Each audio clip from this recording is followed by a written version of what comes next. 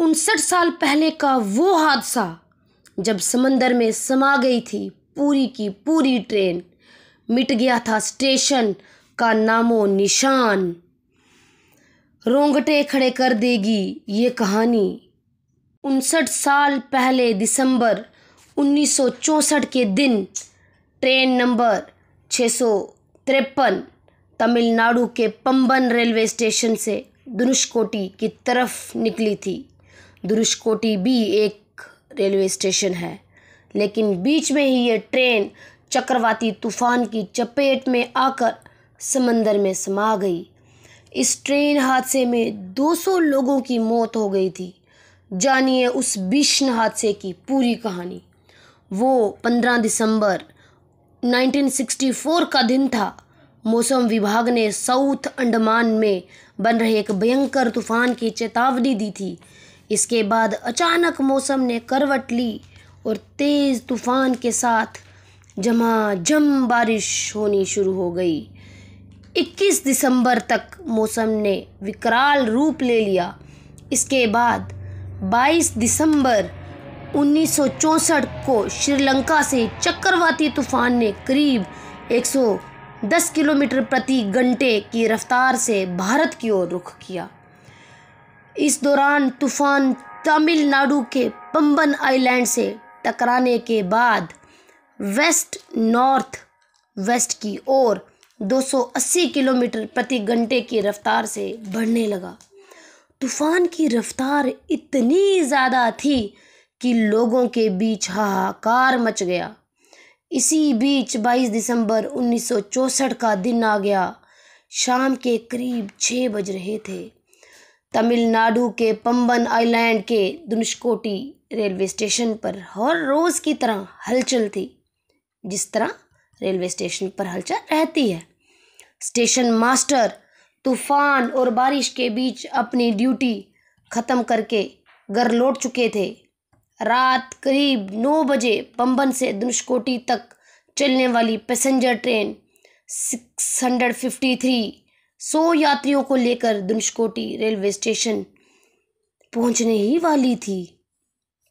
इतनी देर में क्या हुआ कि तभी चक्रवाती तूफान और तेज़ हो गया।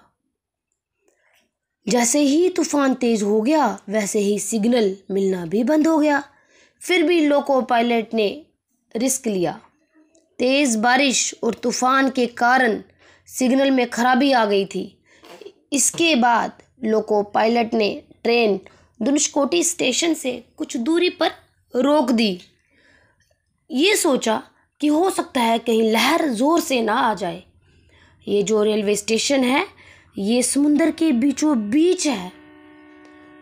काफ़ी देर तक इंतज़ार करने के बाद जब लोको पायलट को कोई सिग्नल नहीं मिला तो उन्होंने रिस्क लेते हुए तूफान के बीच ही ट्रेन आगे बढ़ा दी।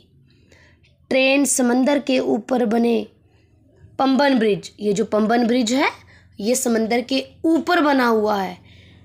जो समंदर है, समंदर का पानी है, इस ब्रिज से टकराता रहता है।